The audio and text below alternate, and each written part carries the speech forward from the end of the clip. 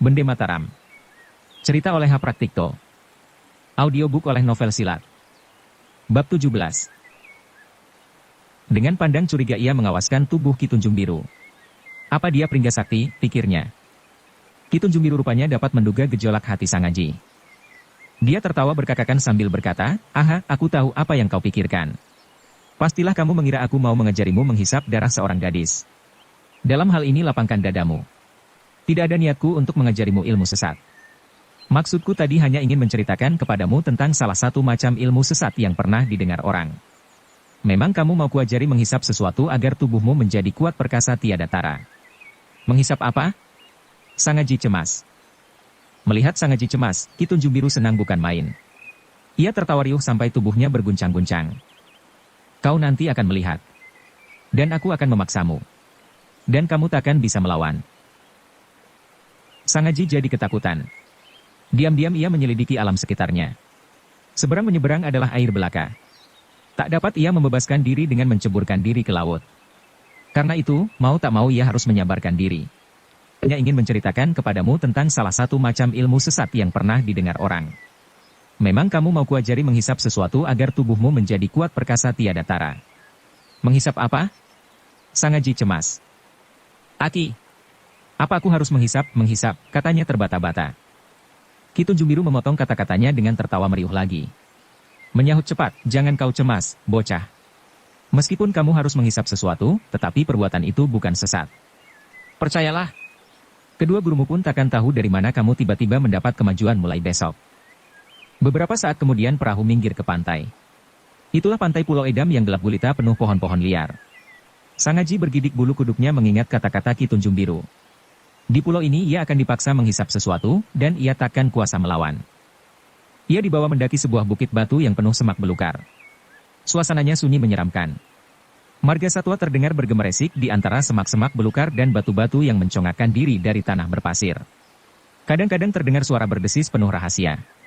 Dalam gelap malam Sang Aji dapat menduga, itulah binatang-binatang berbisa yang lari menyibak karena terkejut. "Bocah, lihatlah di depanmu," sekonyong-konyong Ki Tunjung Biru berkata. Sang Aji menajamkan pandangannya. Di depannya berdiri sebatang pohon raksasa yang berdaun sangat rimbun. Angin laut yang menusuk dari arah utara menggoyang-goyangkan mahkota daunnya. Suaranya bergemersak dan berdesahan seperti dengkur seseorang yang tidur lelap. "Kau tahu pohon apa itu?" tanya Ki Tunjung Biru. Sang Aji mencoba menebak. Tapi malam terlalu gelap, bagaimana ia dapat mengenal jenisnya? Meskipun demikian ia mencoba. Kelihatannya seperti sebuah pohon beringin. Itu akar-akarnya yang panjang. Ki Tunjung Biru tertawa melalui hidungnya. "Kamu hampir benar, tetapi sama sekali salah. Di siang hari bolong pun kamu takkan dapat menebak. Memang batangnya mirip pohon beringin. Akarnya panjang dan bergantungan begitu penuh. Tetapi daunnya lebar seperti daun Kamboja. Dahan dan rantingnya penuh duri dan berwarna hijau mengilap." "Ah!" Sang Aji heran. "Namanya pohon Dewadaru. Pohon itu jarang ada di kolong dunia. Belum tentu kamu menemukan di seluruh pulau Jawa. Pohon itu sakti. Di malam hari dia tidur dan berdengkur seperti manusia. Tapi pada siang hari dia sangat berbahaya." "Apa bahayanya?" Sang Aji tak mengerti. Ki Tunjung Biru tidak menjawab. Ia hanya tertawa perlahan seperti lagi mengendapkan ingatannya yang buruk. "Kamu mengharapkan petunjukku, bukan?" Sang Aji mengangguk tak mengerti. "Dengarkan, aku bercerita." Ki Tunjung Biru mengesankan. "Dulu aku bertubuh lemah. Jauh lebih lemah daripadamu. Ayahku seorang nelayan, dan aku membantu mencari penghidupan. Pada suatu malam perahu kami terdampar di pulau ini. Waktu itu hari sangatlah panas. Kami berdua berada di atas bukit karang ini menunggu siang hari. Perutku sangat lapar dan rasa hausku bukan main. Pada waktu matahari sepenggalan tingginya, kami tertarik kepada pohon yang sangat indah itu. Dia menyebarkan bau harum dan berkesan rindang. Karena kami tak tahan terik matahari, kami hampiri pohon itu. Kami berteduh. Untuk iseng, aku mencongkeli batangnya. Kuhisap getahnya untuk penawar haus. Kemudian terjadilah suatu peristiwa yang Ki Tunjung Biru tiba-tiba diam tak meneruskan. Ia menghela napas dalam. Kepalanya menunduk. Kemudian terpekur sekian lamanya. Umur Sang Aji Bani menginjak 17 tahun. Meskipun demikian sudah banyak ia mendapat pengalaman dari pergaulan. Tahulah dia, kalau Ki Tunjung Biru sedang berduka. Karena itu tak berani dia mendesak, takut menyinggung perasaannya. Sejenak kemudian Ki Tunjung Biru mulai berkata lagi. tetapi tak menyinggung tentang suatu peristiwa yang akan disampaikan. Katanya mengalihkan pembicaraan, di luar dugaanku tubuhku menjadi kuat. Semua binatang-binatang berbisa tak berani menyinggungku. Mereka tunduk dan tidak berani membantah kemauanku. Itulah sebabnya dulu aku dapat menangkap 2 ekor lutung begitu mudah. Dan sekarang hai bocah, kalau kamu ingin memiliki tubuh seperkasa pohon itu, hisaplah getahnya. Aku akan menetak batangnya sebelah bawah dengan pedang dan cepat-cepatlah kau menghisap getahnya. Jangan lalai dan lengah. Malam begini gelap, bagaimana aku bisa melihat getahnya? Tanya Sang Aji. Rabalah bekas tetakanku, sahut Ki Tunjung Biru cepat. Sekonyong-konyong suaranya menyeramkan. Pohon itu akan terbangun. Akar-akarnya akan bergerak. Dia akan mengeluarkan suara bergelora dan berkerinyutan bagaikan kera raksasa. Tapi jangan pedulikan. Terus hisap dan hisap. Dan jaga pulalah dirimu agar terus mendekam serendah tanah. Mengapa begitu? Sekarang tidak ada waktu untuk menerangkan sebabnya. Kau ingin mendapatkan petunjukku atau tidak? Katakan sekarang. Sebenarnya Sang Aji masih ragu. Ia belum mendapat suatu penjelasan yang cukup kuat. Kesan cerita Ki Tunjung Biru masih begitu diliputi kabut rahasia. Tetapi ia sudah berada di tengah pulau. Dan ia sadar pula, kalau satu-satunya harapan agar dapat menyenangkan kedua gurunya, dipertaruhkan belaka kepadanya. Berpikir demikian ia lantas mengangguk. Bagus. Karena kamu menghendaki petunjukku, ingat-ingatlah semua pesanku tadi. Kamu wajib mendengar semua perintahku. Kamu mengerti? Mengerti, jawab Sang Aji dengan kepala kosong. Sementara kamu menghisap getahnya, aku akan berjaga di luar bayangan rimbun pohon. Jangan sekali-kali kamu berhenti menghisap sebelum aku membawamu pergi. Dan jaga jangan sampai tertidur. Tertidur? Masakan sedang menghisap bisa tertidur? Ki Tunjung Biru tidak menjawab. Dia hanya tertawa lebar. Kemudian mencoba menerangkan, pohon itu mempunyai kesaktian ajaib. Barang siapa berada dalam lindungan mahkota daunnya, akan kena terhisap tenaganya, ia akan lumpuh dan tertidur dengan tak sadar. Sehabis berkata demikian ia menyambar lengan Sang Aji dan dibawanya lari menghampiri pohon. Begitu berada di bawah lindungan mahkota daun, hawa terasa amat sejuk dan nyaman luar biasa. Sekarang tahulah Sang Aji, apa maksud Ki Tunjung Biru agar dia pandai menjaga diri. Seluruh tubuhnya mendadak merasa penat. Rasa kantuk mulai pula meraba matanya. Kamu telah merasakan khasiat pohon sakti ini? Tanya Ki Tunjung Biru. Sang Aji mengangguk. Karena itu kita harus bekerja cepat. Sehabis kutetak, kau lantas saja menubruk. Aku akan berada di luar sana. Seterusnya terserah padamu, apa kamu akan berhasil menghisap getahnya. Ia mencabut sebatang pedang pendek. Kemudian meloncat garang seperti gerak-gerik seorang sedang bertempur. Batang pohon sebelah bawah ditetaknya dengan sekuat tenaga, lalu ia melesat pergi keluar lingkaran bayangan mahkota daun. Cepat hisap, teriaknya. Sang Aji menubruk bekas tetakan. Jari-jarinya menyentuh benda cair yang lumar. Ia mau membuka mulut, sekonyong-konyong terciumlah bau anyir menusuk hidung. Ia merasa muak dan nyaris berontak, karena baunya bagaikan darah manusia. Ketika sedang berbimbang-bimbang mendadak terdengarlah suara berdesahan. Ia kaget. Dilihatnya akar-akar pohon mulai bergerak dan bergoyang-goyang. Makin lama makin cepat dan seolah-olah mau mencengkeram dirinya. Melihat keajaiban itu hatinya memukul keras. Apa ini perbuatan setan, pikirnya, ia hampir terpengaruh. Tenaganya terasa surut habis. Untung ia mendengar teriakan Ki Tunjung Biru. Bocah! Jangan terpengaruh. Jangan pedulikan. Mendengar teriakan itu tersentaklah kesadarannya. Cepat ia bertindak. Hidungnya ditekannya, lalu menghisap benda cair lumar itu. Benda cair itu mula-mula dikulumnya di dalam mulutnya. Lalu ia mencoba menelan sedikit. Begitu telah merasuk ke dalam kerongkongannya, ia jadi heran. Di luar dugaan benda cair itu sedap luar biasa seperti madu. Maka tanpa ragu-ragu lagi ia menelannya sambil hatinya berbicara, malam ini aku mati atau hidup terserah pada takdir. Ia terus menghisap, tapi hebat akibatnya. Tenaganya makin lama makin surut. Kedua kelopak matanya menebal. Seluruh tubuhnya meremang seperti kena kesiur angin lembut. Rasanya nyaman luar biasa. Terus hisap. Jangan pedulikan apa-apa. Jangan biarkan dirimu tertidur, terdengar suara teriakan Ki Tunjung Biru. Diam-diam Sang Aji heran mendengar nada suaranya. Kesannya seperti suara seorang yang menaruh dendam. Dalam pada itu kesan pohon itu memang menyeramkan. Batangnya bergoyang-goyang seolah-olah ingin merenggutkan hisapan Sang Aji. Akar-akarnya bergerak dan mengeluarkan suara bergelora dan berkerinyutan. Dalam gelap malam hari luar biasa menyeramkan. Sekiranya Sang Aji seorang diri tidak ada kawan, pastilah dia akan jatuh pingsan. Diam-diam ia merasa berterima kasih padanya.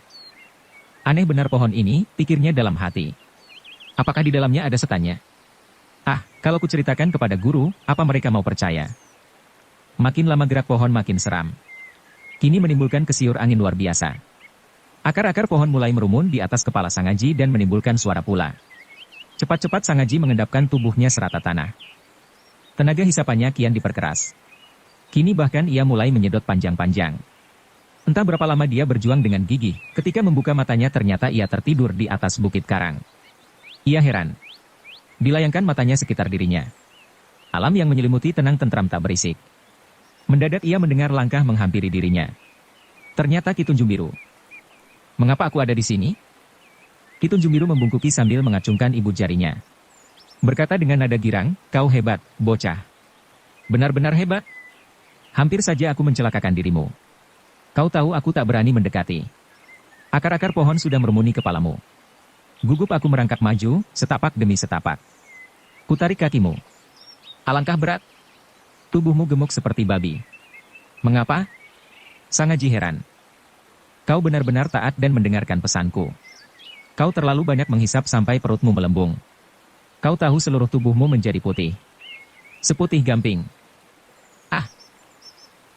Aku berusaha menarik kakimu. Ternyata kamu masih menggigit batang itu. Kapan? Kapan Aki menarik kakiku? Seandainya aku tak berhasil menarik kakimu, masa kamu sekarang ada di atas bukit karang ini? Sang Aji heran sampai terlongong-longong. Tetapi aku tak tertidur, kan, ujarnya. Tak tertidur? Seumpama tertidur pun hanya sebentar, kan? Ki Tunjung Biru tertawa berkakakan. Dengan tubuh berguncang-guncang. Sebentar katamu? Bukankah hari masih malam? Benari tetapi kamu telah melampaui 1 hari panjang. Ah! Tidak mungkin. Sang Aji tak percaya. Mendengar sanggahannya Ki Tunjung Biru tertawa kian meriuh. Katanya, baiklah kuterangkan. Saat kutarik kakimu, ternyata kamu tak bergeming. Jelas, kalau kamu kena pukau. Nyawamu tinggal tergantung pada sehelai rambut. Ingin aku menyeretmu cepat-cepat, tetapi tak berani aku berlaku sembrono. Seluruh akar pohon Dewadaru mengikuti tubuhmu. Ih! Sang Aji meremang. Apa pohon itu bernyawa atau kemasukan setan? Bukan. Nah, aku sekarang mau bercerita semuanya. Dengarkan dan tak usah duduk. Berbaringlah dulu, sampai kau buang air besar. Mengapa? Dengarkan dulu, sahut Ki Tunjung Biru cepat. Bukankah kamu menghendaki petunjukku? Sang Aji mengangguk dan mau tak mau ia harus menyabarkan diri. Kemudian Ki Tunjung Biru mulai bercerita. Kami bangsa nelayan kaya dengan cerita-cerita perantauan. Di tengah laut kami bertemu dengan nelayan-nelayan seluruh kepulauan Nusantara. Di sana kita saling menukar cerita-cerita pengalaman atau dongeng atau kisah untuk mengisi waktu luang. Cerita dan tutur kata mereka penuh keajaiban dan aneh-aneh. Sekali kami pernah mendengar kabar tentang pelita Nyai Roro Kidul yang berjalan di atas permukaan laut. Pelita itu adalah tanda suatu malapetaka bagi nelayan. Barang siapa melihat pelita Nyai Roro Kidul harus cepat-cepat mencari pantai. Sebab itu suatu tanda kalau laut akan mengamuk. Mereka pandai pula membumbu-bumbui cerita itu, sehingga seolah-olah telah terjadi di depan kita. Jika yang lain mau bercerita pula, cepat-cepat pokok ceritanya ditambahi dengan pengalaman-pengalaman dan dongeng-dongeng ajaib. Lambat laun terasa, kalau tiap tukang cerita harus pandai memilih suatu bentuk cerita yang menarik. Sehingga kemudian merupakan suatu perlombaan tutur kata. Nah, kami dengar juga tentang sebuah pulau setan yang mata pencaharian penduduknya menangkap ikan. Mata uangnya bukan emas bukan perak, tetapi buah kunyit. Si pencerita pernah terdampar di pulau itu karena dilanda gelombang. Dia disambut meriah, karena waktu itu perahunya penuh dengan ikan. Setelah 1 malam bermalam di pulau itu, keesokan harinya dia diantar ke laut dengan dibekali seonggok kunyit. Si pencerita mendongkol, karena ikannya hanya ditukar dengan kunyit. Tapi karena rasa takut dia berdiam diri. Di tengah laut onggok kunyit itu sebagian besar dibuangnya. Mendadak terjadilah suatu keajaiban. Sisa kunyit yang belum terbuang berubah menjadi benda kuning berkilauan. Ternyata berubah menjadi emas belaka. Sayang, hanya tinggal sedikit. Dia hampir gila, karena menyesal. Maka pada beberapa hari kemudian ia mencoba mencari pulau setan itu. Tapi pulau itu tak pernah dilihatnya lagi. Hilang begitu saja seperti ditenggelamkan gelombang. Apakah emas itu laku juga dijualnya? Sang Aji mengira. Tak pernah kami minta penjelasan dan mendapat keterangan dari dia. Pokoknya, cerita itu dapat menggirangkan dan meringankan hati. Sudahlah cukup, sahut Ki Tunjung Biru. Kemudian meneruskan, kami pernah bertemu juga dengan seorang nelayan dari Madagaskar. Nelayan itu ternyata seorang keturunan suku Jawa pula. Dia pun pandai bercerita. Di sebelah barat pulau Madagaskar tergelarlah sebuah benua bernama Afrika. Di benua itu banyaklah tumbuh pohon-pohon ajaib. Di antaranya terdapat sebuah pohon pemangsa darah. Pohon itu perkasa, berbunga indah dan harum baunya. Barang siapa berada di dekatnya, akan tertidur pulas. Maklum mahkota daunnya rimbun, sejuk dan membuat rasa nyaman luar biasa. Akar-akarnya panjang dan menyenangkan bagi kera-kera atau lutung yang tidak berpengalaman. Jika binatang atau manusia yang kena terkam akarnya yang panjang itu, takkan ada suatu kekuatan lain yang sanggup merenggutkan. Seekor gajah pun tak berdaya jika telah kena ringkus. Perlahan-lahan mangsanya ditarik ke atas dan dimasukkan ke dalam mulutnya untuk dihisap darahnya. Kerangkanya kemudian dilontarkan jauh-jauh seolah-olah mau menghilangkan jejak. Mendengar cerita itu, kami yang mendengar tak mau cepat percaya. Kami minta bukti-bukti, tetapi sudah barang tentu dia tak dapat membuktikan. Maklumlah, selain benua Afrika sangat jauh letaknya, pohon itu jarang pula terdapat di kolong langit ini. Tetapi siapa menyangka, kalau aku akhirnya menjumpai pohon itu di sebelah utara Pulau Jawa ini. Itu pohon Dewadaru yang Aki sebutkan, Selah Sangaji lagi. Begitulah kami menyebutnya, ujar Ki Tunjung Biru. Seperti kau dengar kemarin malam, aku dan ayah, terdampar di Pulau Edam. Keesokan harinya kami berteduh. Hawa mula-mula sangat panas, karena itu rimbun pohon Dewadaru sangat menyenangkan. Aku mencongkel batangnya dan kuhisap getahnya untuk penawar haus. Rasanya sedap bukan main. Seperti madu? Iya, seperti madu. Ayah tertidur di sampingku. Aku biarkan saja, karena aku tahu dia sangat letih. Mendadak udara yang terang benderang jadi gelap gulita. Awan hitam datang bergulung-gulung, namun hujan tidak turun juga. Itulah sebabnya hawa kian terasa menjadi panas. Sekonyong-konyong aku mendengar suara bergelora dan berkerinyutan. Ternyata tubuh ayahku telah teringkus dengan akar-akarnya. Aku terperanjat. Ingin aku menolongnya, tetapi tenagaku seolah-olah lumpuh. Dengan hati tersayat-sayat aku melihat tubuh ayah terangkat ke atas. Seketika itu juga teringatlah aku pada cerita nelayan dari Madagaskar. Teringat akan cerita itu seluruh tubuhku menggigil. Aku melihat ayah masih saja tertidur lelap. Aku mencoba memekik-mekik tinggi. Namun dia tak terbangunkan. Mendadak akar-akar yang lain meringkus diriku pula. Aku tergulung-gulung bagai seekor ikan teringkus jala. Ku coba meronta, tetapi tenagaku benar-benar seperti terhisap hilang. Lantas, Sangaji tak bersabar lagi. Perlahan-lahan aku terangkat naik. Seluruh tubuhku terasa seperti digerumuti binatang-binatang serangga. Aku memekik-mekik tinggi. Tetapi siapa yang akan mendengar suaraku? Keadaan pulau sunyi lengang tak ada penghuninya. Aku sudah putus asa. Sekonyong-konyong terjadilah suatu peristiwa tak terduga. Kilat mengecap menusuk cakrawala dibarengi suara guntur berdentum. Dan pohon itu seperti terkejut. Aku dilontarkan dan terbuang di tanah. Untung, aku belum terayun tinggi, sehingga meskipun jatuh jungkir balik tak mencelakakan diriku. Tetapi ayah... Sangaji melongok. Tetapi ayah, Ki Tunjung Biru mengulangi. Benar ia dicampakkan juga ke tanah, tetapi napasnya telah hilang.